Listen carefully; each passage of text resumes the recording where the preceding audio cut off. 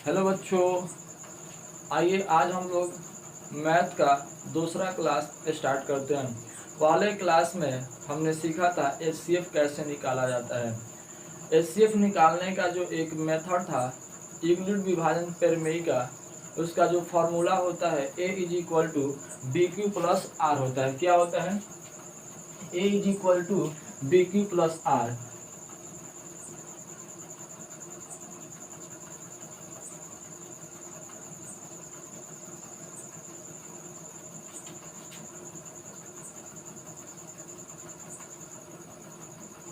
Revision आइए करते हैं, कुछ फर्स्ट क्लास का रिवीजन कर लेते हैं 2-3 मिनट में, और अपना अगला क्लास स्टार्ट करेंगे जो भी पढ़ना है। तो हमने पढ़ा था यूक्लिड विभाजन प्रमेय का जो सूत्र होता है वो क्या होता है? A is equal to B Q plus यहाँ से आर, जहाँ ये होती है आपकी भाज्य बराबर भाजक गुना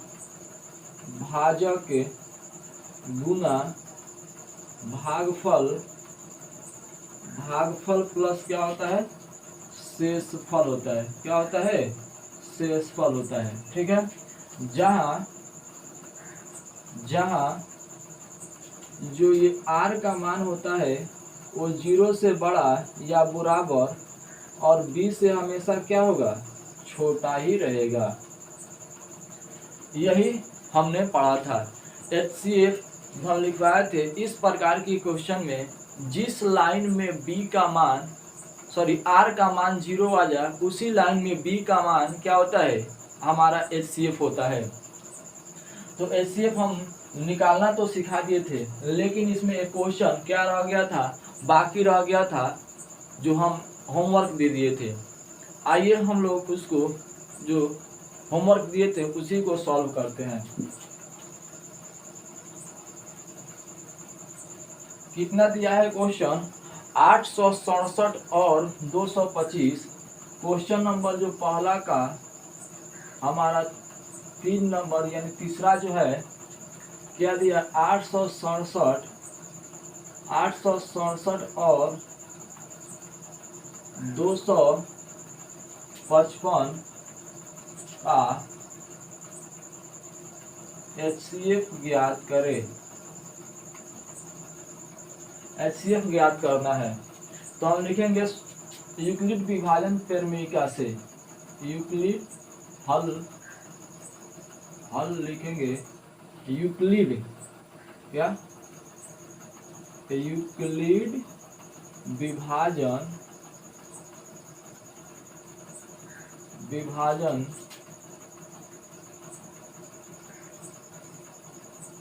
प्रमेय से, जिसका सूत्र होता है A is equal to B Q plus R. आइए हम लोग भाग देते हैं। आप सभी लोगों ने भाग देना छोटी क्लासों में सीखा होगा कि कैसे भाग दिया जाता है। तो 255 से 867 में क्या करेंगे? भाग लगाएंगे। यहाँ से देखिए, तो भाग लगाएंगे तो ये कितना मर्तबा कटेगा? 3 मर्तबा कटेगा।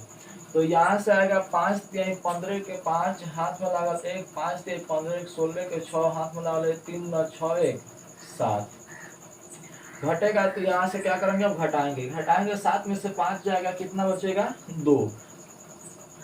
ये 6 में से 6 गया 0, 8 में से 7 गया 1। अब यहाँ पे सजाएंगे, ए का मान हमारा इसमें से जो बड़ा अंक है वही हमारा क्या होगा? ए होगा। तो ए का मान कितना है? 867 बराबर बी का मान कितना है? 255। कितना है? 255। अब इन दोनों के बीच में क्या चीज का संबंध है? तो गुना का संबंध है।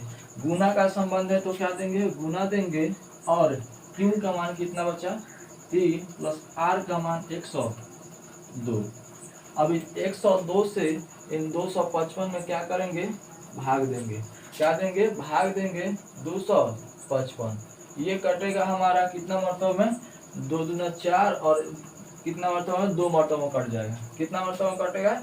2 मरतबा में। गुना कीजिए, 2 दूना 4, कितना होगा? 2 दूना 4 और यहाँ से 2 जीरो 0 और 2 एकम 2, ये 2 है।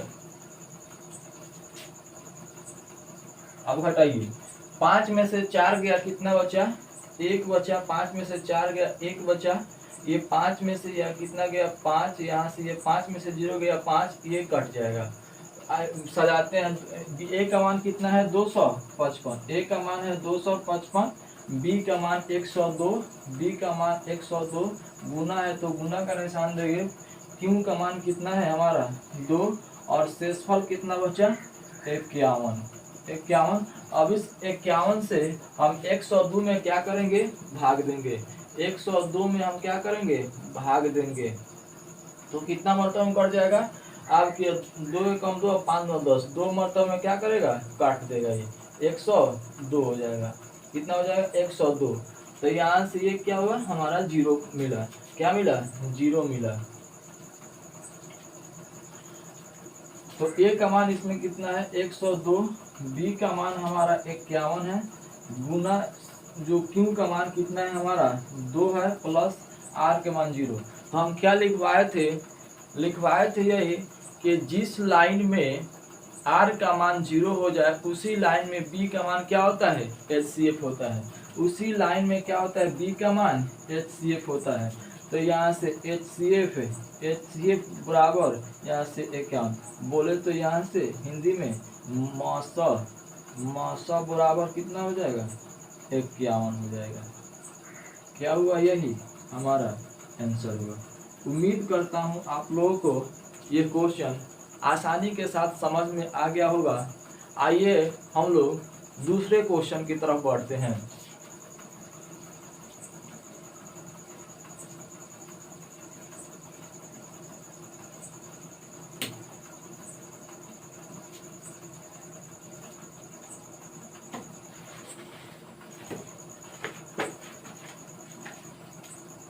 दूसरा क्वेश्चन बोल रहा है दर्शाइए कि क्या? दर्शाइए कि कोई धनात्मक विषम पूर्णांक, कोई धनात्मक विषम पूर्णांक, क्या बोला है? धनात्मक विषम पूर्णांक, विषम पूर्णांक। अब पूर्णांक, विषम पूर्णांक, यहाँ से 6q+1, 6q+1 या 6q+5 के रूप में होता है, या 6q+5 के रूप में, 5 के रूप में होता है। हमारा NCERT का जो क्वेश्चन नंबर दूसरा है यही हमारा क्या है? क्वेश्चन नंबर दूसरा यही बोल रहा है दर्शाइए कि कोई भी धनात्मक विषम पूर्णांक 6q+1 या 6q+5 या 6q+3 या 6q+5 या 6q+5 के रूप में क्या होता है? रूप में होता है। यही हमें क्या करना है? दर्शाना है। क्या करना है? दर्शाना है। अब यहाँ पे एक क्वेश्चन आप लोग को दिमाग में आ रहा होगा कि क्या ये विषम पूर्णांक संख्या क्या होते हैं? तो विषम पूर्णांक संख्या हम पढ़ा चुके हैं। वैसी संख्या या गिनती की संख्या में जब 0 मिला दिया जाए तो उसे क्या बोलते हैं? विषम पूर्णांक संख्या बोलते हैं। क्या बोलते हैं? विषम पूर्णांक संख्या बोलते हैं। तो इसको देखिए हल कैसे किया जाएगा। ये भी उसी मेथड के थ्रू किया जाएगा, यूक्लिड विभाजन पेरमेकिया के थ्रू ही किया जाएगा। तो हल लिखेंगे माना कि कोई विषम धनात्मक पूर्णांक क्या है हमारा? ए है। माना कि कोई विषम धनात्मक पूर्णांक क्या है हमारा? माना कि कोई विषम धनात्मक पूर्णांक क्या है हमारा? ए है। माना कि कोई विषम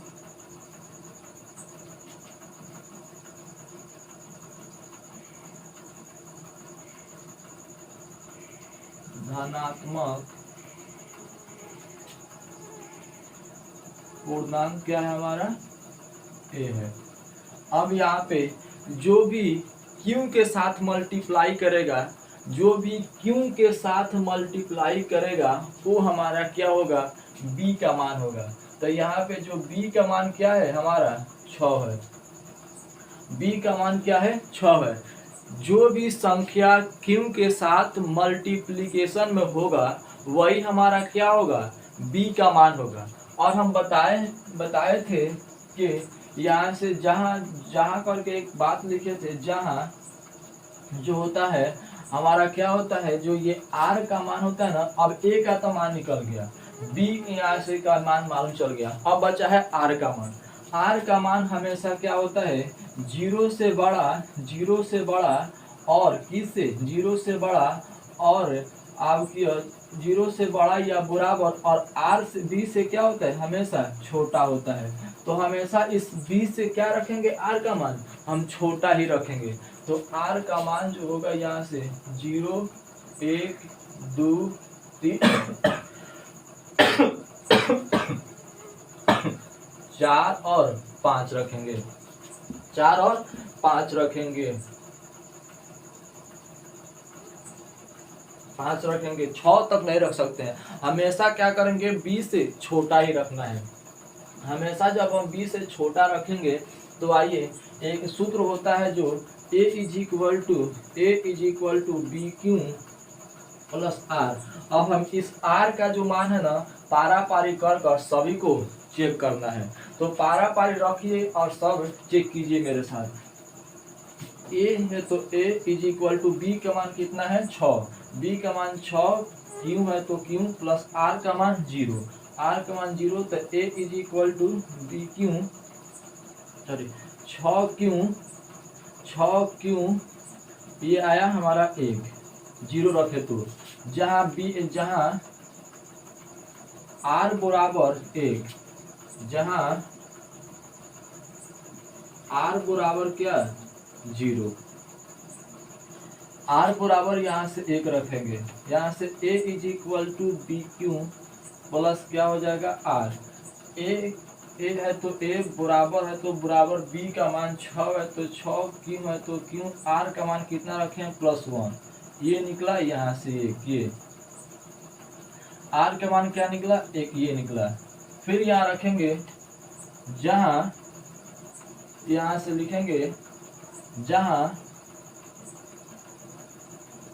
आर बराबर क्या 2 रखेंगे, सूत्र लिखेंगे A is equal to B Q plus R. A है तो ए बराबर बी का मान कितना है 6, क्यू है तो क्यू प्लस यहाँ से क्या रखेंगे, आर का मान कितना रखे हैं, आर के मान 2 रखे हैं। बोलो मेरे साथ, कितना रखे हैं, 2 रखे हैं। अब यहाँ पे इतना उतार लीजिए, जगह नहीं है, हम फिर इसको मिटाकर दूसरे सॉल्व करते हैं।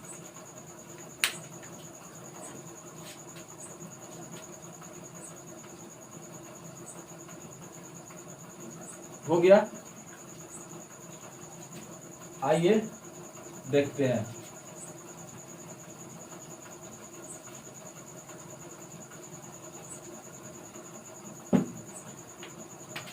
आर का मान 2 रख लिए थे, अब आर का मान कितना रखना है, 3 रखना है। आर का मान 3 रखना है तो A is equal to B Q plus कितना हो जाएगा, आर हो जाएगा। ए है तो ए बराबर बी का मान क्या हो जाएगा, यहाँ से बी का मान क्या हो जाएगा 6 था, बी का मान कितना था 6, क्यू था तो क्यू प्लस यहाँ से 3 रखेंगे। फिर यहाँ से क्या करेंगे, आर का मान रखेंगे 4, आर का मान 4 रखेंगे, यहाँ से लिखेंगे A is equal to B Q plus यहाँ से आर। तो A is equal to A है तो ए बराबर बी का मान 6, क्यू है तो क्यू प्लस आर का मान कितना रखेंगे 4, ये हो गया। फिर आर का मान क्या रखेंगे, यहाँ से 5 रखेंगे और A इज इक्वल टू सूत्र लिखेंगे बी क्यू प्लस यहाँ से क्या लिखेंगे, आर लिखेंगे। तो A है तो A बराबर है तो बराबर B का मान कितना है 6 है, B का मान कितना है 6 है, क्यू प्लस यहाँ से क्या हो जाएगा आपका 5, और 5 तक ही रखना था आपका। यहाँ से एक था आर का मान यहाँ 0 रखे थे तो आया था a is equal to 6Q, और एक r का मान 1 रखे थे तो आया था a is equal to 6Q plus 1, और एक रखे थे हम r का मान कितना रखे थे, 2 रखे थे तो आया था a is equal to 6Q plus 2। यही हमारा आया था ना, यही आया था। तो हम लिखेंगे इसलिए, क्या लिखेंगे हम लोग, इसलिए क्या लिखेंगे, इस कहाँ पे, यहाँ पर लिखेंगे इसलिए चूंकि 6Q, चूंकि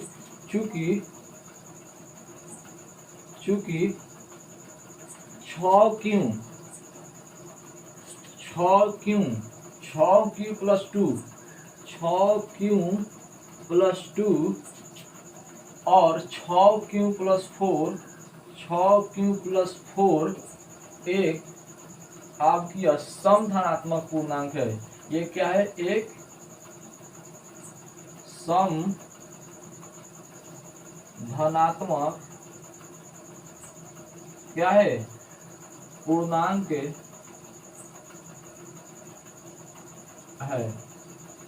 ठीक है। इसलिए दूसरा लिखेंगे, इसलिए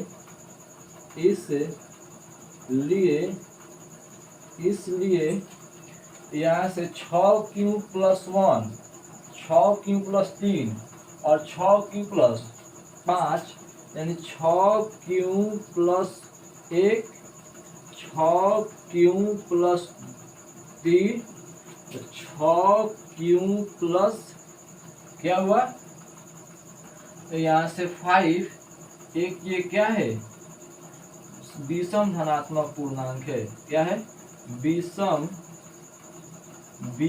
धनात्मक क्या है, पूर्णांक है,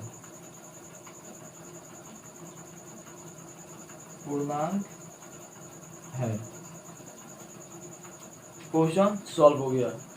उम्मीद है आप लोगों को ये क्वेश्चन समझ में आया होगा। आप लोग अपने कॉपी में इस क्वेश्चन को और आंसर सॉल्यूशन को नोट कीजिए और अगले क्वेश्चन की तरफ बढ़ते हैं।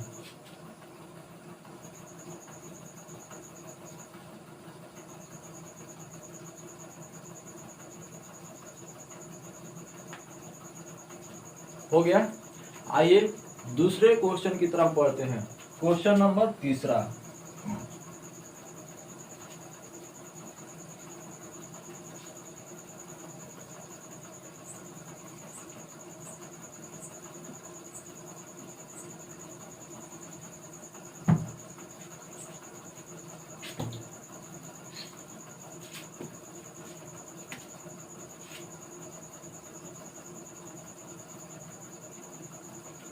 क्वेश्चन नंबर तीसरा क्या बोल रहा है,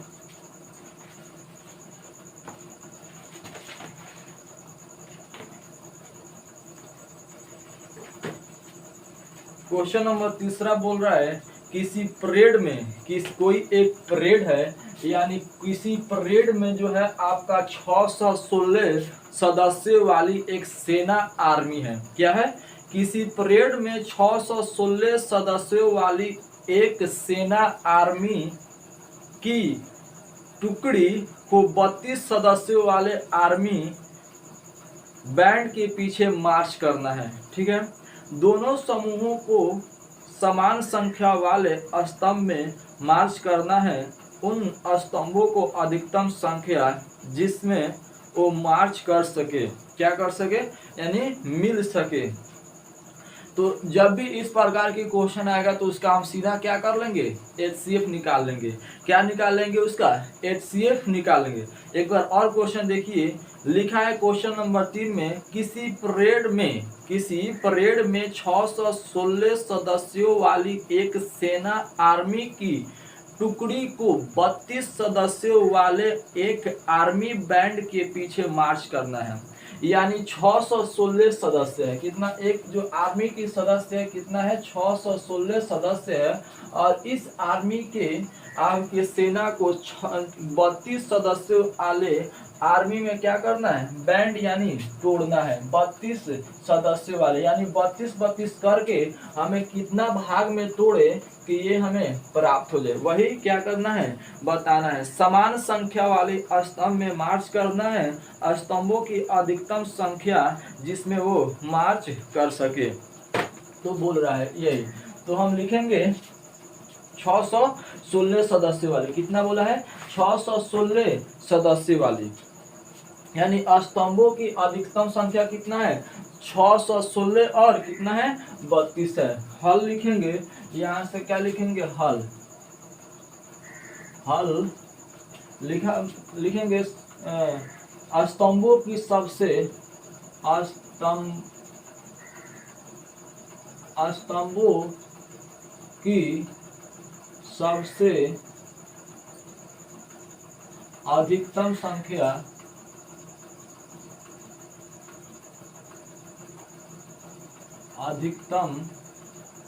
संख्या क्या है, 616 है, और स्तंभों की सबसे अधिकतम और न्यूनतम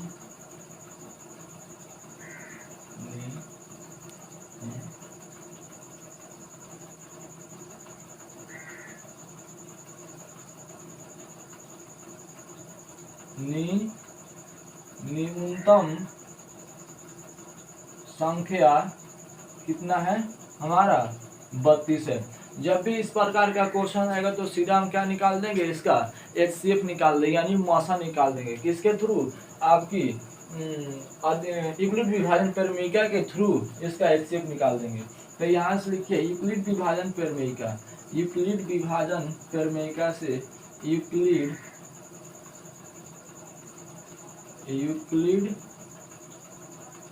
विभाजन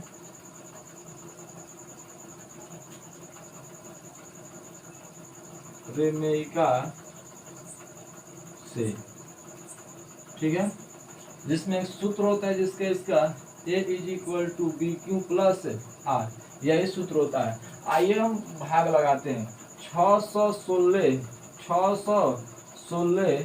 भागा 32, अब 616 भागा क्या करना है, 32 करना है। तो कितना मरतबा कटेगा, 32 दूना 64 हो जाएगा, ज्यादा हो जाएगा 32 से कम 32, कितना मरतबा कटेगा, 32 से कम 32। यहाँ से ये कटेगा हमारा, इसमें से ये जाएगा, हासिल लेगा, कितना हो जाएगा 11, 11 में से 2 गया, कितना बचा, 9 बचा, कितना बचा 9, कितना बचा बाबू लोग, 9 बचा। ये बचा 5, 5 में से 3 गया, कितना बचा, 2 बचा। यहाँ बचा कितना हमारा, ये अब उतरेगा ऊपर से 6, अब 6 उतरेगा तो अब यहाँ से काटेंगे 32, कितना मरतबा कट जाएगा,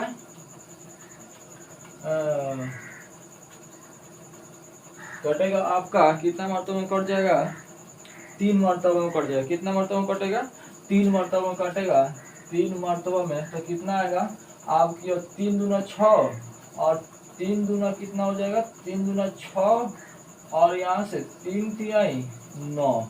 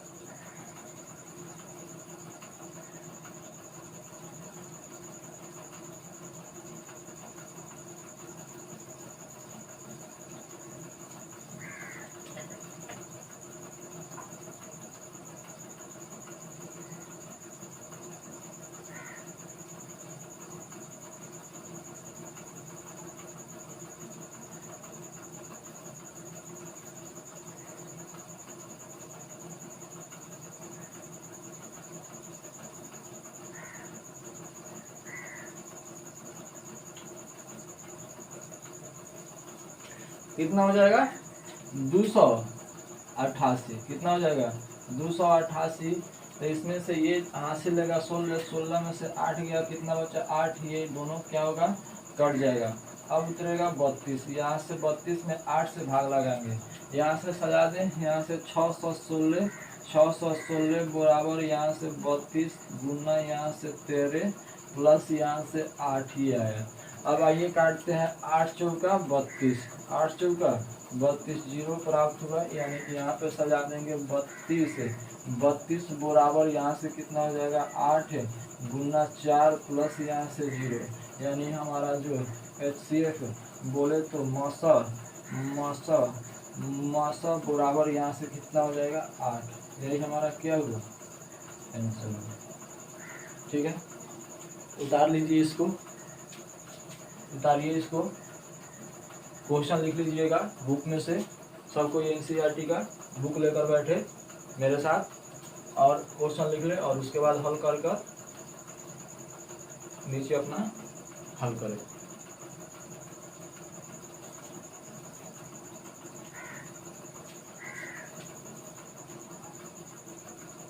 हो गया?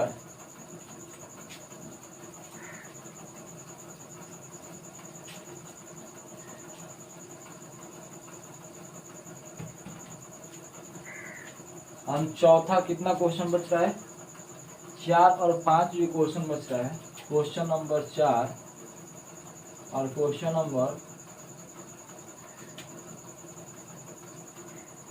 नंबर यहाँ से 4 और 5 ये हम अगले क्लास में देखेंगे।